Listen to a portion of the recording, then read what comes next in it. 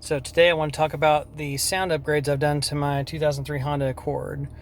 Alright, so it came from factory with premium sound. I've had to have the radio repaired because the lights through here were, the LEDs had gone bad, and sometimes the display would mess up, so I sent that off and got that repaired. But one upgrade I've done that I'm really a fan of is satellite radio. So got SiriusXM here, and it's wired through and run into the head unit through the console here. I got a separate converter that takes the wire from the back of this and then converts it, and it actually goes into the CD changer slot for the radio there. And don't even use the CDs in here anymore.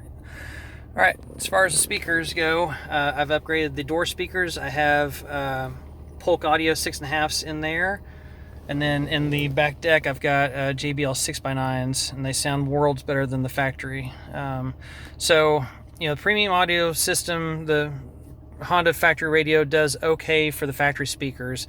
Once I upgraded the speakers to the aftermarkets and the doors in the back deck, this thing just wasn't really driving it very well. Really no bottom end. It was real hollow sounding. Even with the bass setting up at like +5, just sounded like there was really no bass. This head unit just doesn't really have the power to push really good speakers in here.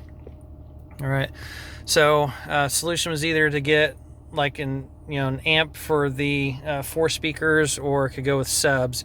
Now I wanted to be able to maintain my space in the trunk, and so I ended up with a powered sub that I'll show you in a minute.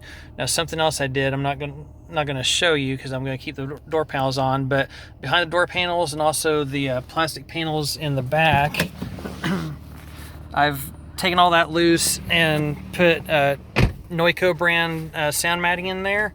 I believe it was 80 mil. You can get that, get a whatever pack it was. I think it was like $65 or so, something like that. And I got a little roller for it too. That one pack was enough to do 2 cars. I did the 2003 and the 2001 Hondas like that. So the doors have that matting in there. I've also put some foam in there as well for sound dampening.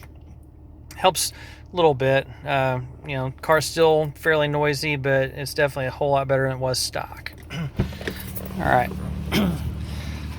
So the sub, it's a Kicker 10-inch Hideaway sub, powered sub.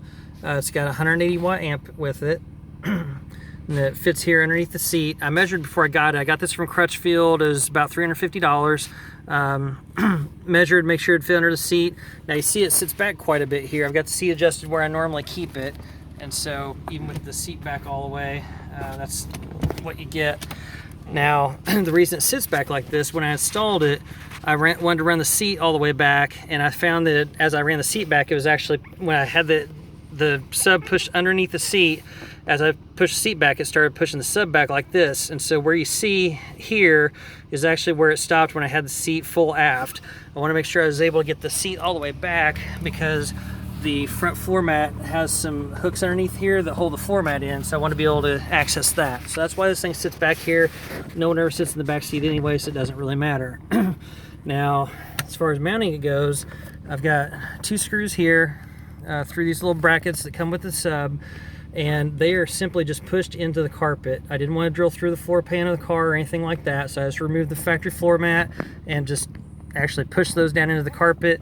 I've been running this setup for over a month now and works perfectly fine. Sub doesn't move, is working well. All right. Now, as far as wiring goes, of course, you have the ground for the amp, as well as power wire, the remote on, and in this past we had subs in the car, so I already had a power wire run from the battery, and also the remote on for the amp run from the radio back to the back of the car, so that was pretty easy to hook up. Now, this amp, they recommend that you don't use the RCA pre-out connectors on it, so this just has the line level connectors, and so I ran these back to the back deck and actually hooked into the back left speaker, and well, actually both of them, back left and back right speaker, and so that's where it gets its signal from, so I made it pretty easy. Alright, so I've been running this thing for about a month. Absolutely love it. It's not gonna rattle cars next to you. It's not going to win any sound competitions, but for sound inside the car, it's excellent. So let's see if we can play something here. And also it has a remote bass knob, and so I had a knockout panel here from the factory, so I removed that, was able to stick this in here, just have a little bit of black electrical tape there, holds it in place, but I'm able to adjust the sound at the bass level like that.